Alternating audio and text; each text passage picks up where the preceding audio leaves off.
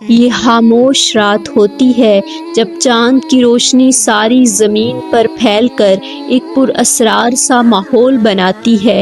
ہوا میں سردی کی پوشیدہ سرگوشی اور دلوں میں ایک عجیب سی تڑپ پیدا ہوتی ہے۔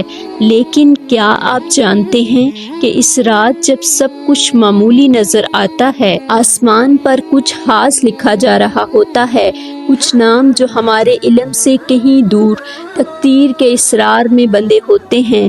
یہ وہ رات ہوتی ہے جب انسان کی قسمت کا فیصلہ ہوتا ہے۔ لیکن یہ فیصلے کیسے ہوتے ہیں؟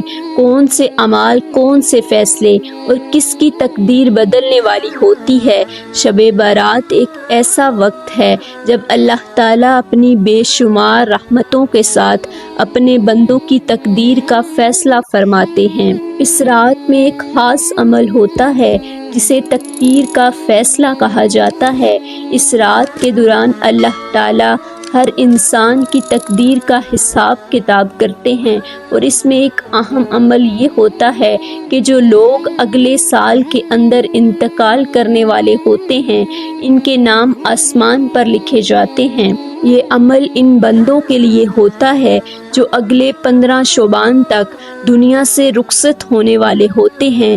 اللہ کی جانب سے یہ فہرست تیار کی جاتی ہے جس میں ان افراد کے نام درج کیے جاتے ہیں جو اس سال انتقال کریں گے۔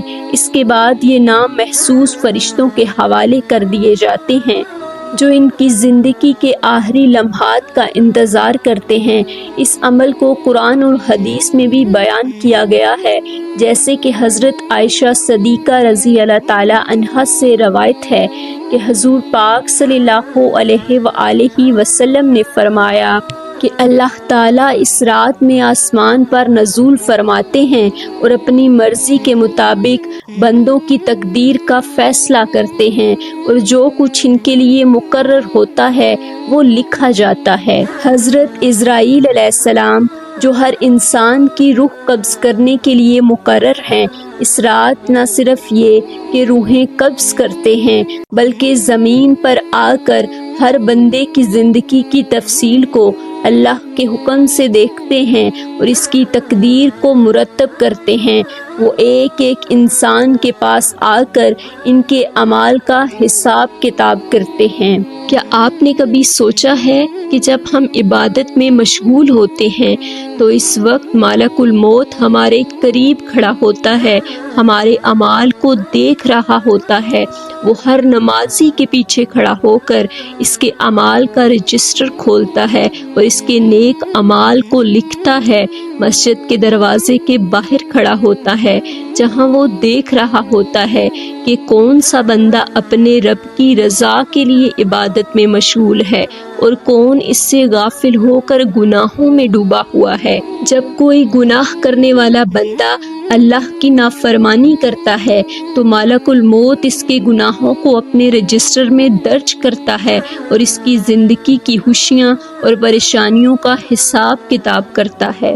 یہ ایک خوفناک منظر ہوتا ہے جب عزرائیل علیہ السلام کا قلم اس کی تقدیر کا فیصلہ لکھ رہا ہوتا ہے اور انسان بے خبر اپنے اعمال کر رہا ہوتا ہے۔ ایک طرف وہ گناہ کرتا جا رہا ہوتا ہے، دوسری طرف ملک الموت اس کا حساب کتاب مکمل کرتا جا رہا ہوتا ہے، اور یہ منظر انتہائی خوفناک اور بے رحم ہوتا ہے۔ اس وقت انسان کا دل خوف اور توبہ کی طرف مائل ہو جاتا ہے، کیونکہ وہ جانتا ہے کہ ہر عمل کا حساب دینا ہوگا۔ شب برات کی رات ایک ایسا لمحہ ہوتا ہے جب تقدیر کے فیصلے کیے جاتے ہیں، اور اسی دوران وہ روحیں جو اس دنیا سے رخصت ہو چکی ہیں اپنے پیاروں کے گھروں میں واپس آتی ہیں۔ یہ وہ روحیں ہیں جنہیں ہم نے اپنے درمیان سے جاتے ہوئے دیکھا تھا، جن کے جسم اب مٹی کا حصہ بن چکے ہیں، لیکن ان کی روحیں اپنے عزیز و اقارب کے درمیان موجود ہوتی ہیں۔ یہ روحیں اس رات اپنے پیاروں کے گھروں میں داخل ہو کر ایک عجیب سی خاموشی سے انہیں دیکھتی ہیں، جیسے وہ اس وقت ان کے ساتھ ہوں، مگر کسی دوسرے جہان سے۔ ان روحوں کے دل میں ایک سوال ہوتا ہے، کیا میرے پیارے مجھے یاد کر رہے ہیں؟ کیا وہ میری مغفرت کے لیے دعا کر رہے ہیں؟ یہ روحیں اپنی موجودگی کا احساس اس وقت محسوس کرتی ہیں جب ان کے پیاروں کی دعائیں، آنکھوں کے آنسو اور دلوں کی محبت انہیں اپنی طرف کھینچتی ہے۔ جب کسی گھر میں کوئی دعا کی مدھم آواز سنائی دیتی ہے یا کوئی اللہ سے ان کے لیے مغفرت مانگ رہا ہوتا ہے تو یہ روحیں سکون کی ایک لہر میں ڈوب جاتی ہیں اور دیکھتی ہیں کہ ان کے پیچھے کتنے دل ان کی یاد میں دعائیں کر رہے ہیں۔ یہ روحیں اپنے پیاروں کے ساتھ ایک غیر مرئی رشتہ برقرار رکھتی ہیں اور اپنی موجودگی کو اپنے پیاروں کے دلوں میں زندہ پاتی ہیں۔ ان کے اندر ایک خاص تسکین ہوتی ہے۔ وہ یہ دیکھتی ہیں کہ ان کے جانے کے بعد بھی ان کے پیارے انہیں اپنے دل میں بسا کر رکھتے ہیں اور ان کے لیے دعا کرتے ہیں۔ کون جانتا ہے کہ اس شب بارات میں ہمارے نام بھی ان مرنے والوں کی فہرست میں لکھے جا چکے ہوں۔ کون جانتا ہے کہ یہ شبان ہماری زندگی کا آخری شبان ہو اور ہم اگلے سال ان روحوں میں شامل ہو جائیں جو اپنے پیاروں کے درمیان واپس نہیں آ سکتی۔ ہم کتنی بار اپنے پیاروں کے ساتھ بیٹھے، ان کے ساتھ باتیں کیے اور وقت گزارا، مگر آج وہ زمین کی گہرائیوں میں دفن ہیں اور ان کی جگہ صرف یادیں اور دعائیں باقی ہیں۔ یہ لمحات ہمیں یاد دلاتے ہیں کہ زندگی کتنی عارضی ہے۔ گزشتہ شبان میں جو عزیز ہمارے ساتھ تھے وہ اب اس دنیا سے جا چکے ہیں اور ہم انہیں آخری بار دیکھ بھی نہ سکے، لیکن کوئی نہیں جانتا کہ اگلے سال ہمیں بھی زیر زمین دفن ہونے کی باری آ جائے اور ہمارے پیارے بھی اسی طرح ہماری قبروں پر کھڑے ہوں۔ یہ رات اللہ کی رضا اور اس کی رحمت کو حاصل کرنے کا ایک اہم موقع فراہم کرتی ہے۔ اس رات کے اعمال میں توبہ، دعا اور استغفار شامل ہیں تاکہ اللہ کے فیصلوں سے پہلے اپنے گناہوں کی معافی حاصل کی جا سکے۔ شب بارات میں ایک اور اہم عمل یہ ہے کہ اللہ تعالیٰ اپنے بندوں کے اعمال کا حساب لیتے ہیں۔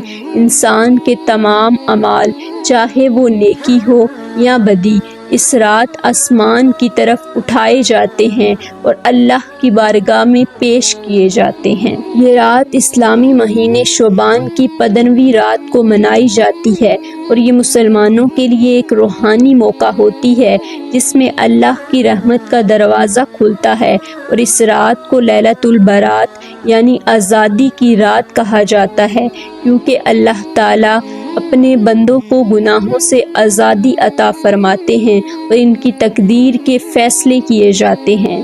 یہ رات ہمیں موقع فراہم کرتی ہے کہ ہم سچے دل سے توبہ کریں، اپنے گناہوں کی معافی مانگیں اور اپنے رب کی رحمت کے طلبگار بنیں۔